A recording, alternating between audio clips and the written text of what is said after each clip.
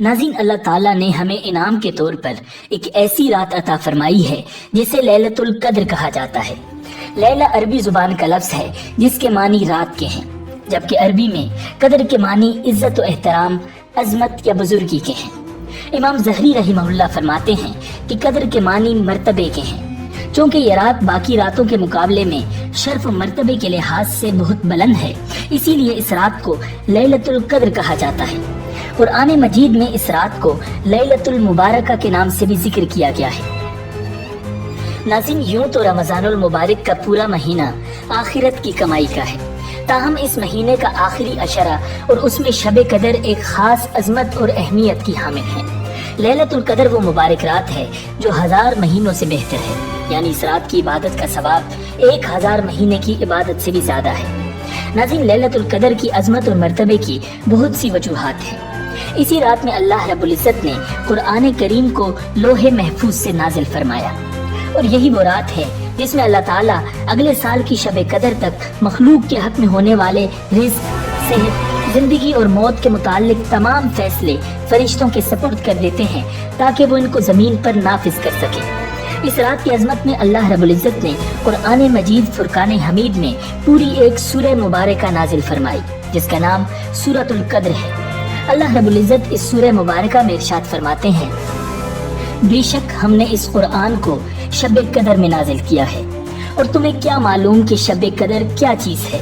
شب قدر 1000 مہینوں سے بھی بہتر ہے۔ اس میں فرشتے اور روح اپنے پروردگار کی اجازت سے ہر کام کے لیے اترتے ہیں۔ وہ رات سراپا سلامتی ہے فجر کے طلوع ہونے تک۔ ناظرین، اسی طرح بہت سی احادیث میں اس رات کی فضیلت بیان کی گئی ہے۔ صحیح بخاری شریف میں روایت ہے کہ نبی اکرم صلی اللہ علیہ وسلم نے ارشاد فرمایا، جو شخص لیلۃ القدر میں حالت ایمان اور ثواب کی نیت سے قیام کرتا ہے اس کے سابقہ گناہ معاف کر دیے جاتے ہیں۔ حضرت انس بن مالک رضی اللہ تعالی عنہ سے مروی ہے کہ ایک مرتبہ رمضان المبارک کی آمد پر حضور نبی اکرم صلی اللہ علیہ وسلم نے ارشاد فرمایا، یہ ماہ جو تم پر آیا ہے اس میں ایک ایسی رات ہے جو 1000 مہینوں سے افضل ہے۔ جو شخص اس رات سے محروم رہ گیا گویا وہ ساری خیر سے محروم رہا، اور اس رات کی بھلائی سے وہی شخص محروم رہ سکتا ہے جو واقعتاً محروم ہو۔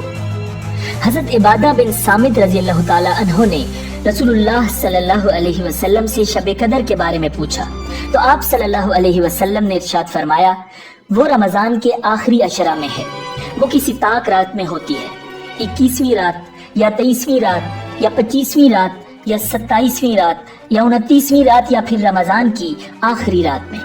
جس نے ایمان و اخلاص کے ساتھ اس رات قیام کیا اس کے سابقہ گناہوں کی مغفرت کر دی جائے گی، اور اس کی علامات میں سے یہ ہے کہ یہ رات انتہائی راحت بخش، صاف، پرسکون اور خاموش ہوتی ہے، نہ زیادہ گرم ہوتی ہے نہ زیادہ ٹھنڈی ہوتی ہے۔ اس میں چاند روشن ہوتا ہے۔ اس رات میں صبح تک کسی ستارے کے لیے ٹوٹنے کی اجازت نہیں ہوتی، اور اس کی علامات میں سے یہ بھی ہے کہ اس کی صبح کو سورج طلوع ہوتا ہے اور اس کی شعاعیں نہیں ہوتی، وہ بالکل برابر ہوتا ہے گویا کہ وہ 14ویں رات کا چاند ہے، اور اللہ تعالیٰ نے شیطان پر حرام قرار دیا ہے کہ اس رات وہ اس کے ساتھ نکلے۔ ناظرین، مگر کچھ ایسے بدبخت لوگ بھی ہیں جن کی اس مبارک رات میں بھی بخشش نہیں ہوتی۔ ایک روایت میں آتا ہے کہ نبی اکرم صلی اللہ علیہ وسلم نے ارشاد فرمایا، جس رات شب قدر ہوتی ہے تو اس رات حق تعالی شانہ حضرت جبرائیل علیہ السلام کو زمین پر اترنے کا حکم فرماتے ہیں۔ وہ فرشتوں کے ایک بڑے لشکر کے ساتھ زمین پر اترتے ہیں، ان کے ساتھ ایک سبز جھنڈا ہوتا ہے جس کو کعبہ کے اوپر کھڑا کرتے ہیں۔ حضرت جبرائیل علیہ السلام کے 100 بازو ہیں، جن میں سے 2 بازو صرف اسی ایک رات میں کھولتے ہیں، جن کو مشرق سے مغرب تک پھیلا دیتے ہیں۔ پھر حضرت جبرائیل علیہ السلام فرشتوں کو تقاضا فرماتے ہیں، جو مسلمان آج کی رات کھڑا ہو یا بیٹھا ہو، نماز پڑھ رہا ہو یا ذکر کر رہا ہو، اس کو سلام کریں اور اس سے مصافحہ کریں اور ان کی دعاؤں پر آمین کہیں۔ صبح تک یہی حالت رہتی ہے۔ جب صبح ہو جاتی ہے تو حضرت جبرائیل علیہ السلام آواز دیتے ہیں، اے فرشتوں کی جماعت، اب کوچ کرو اور چلو۔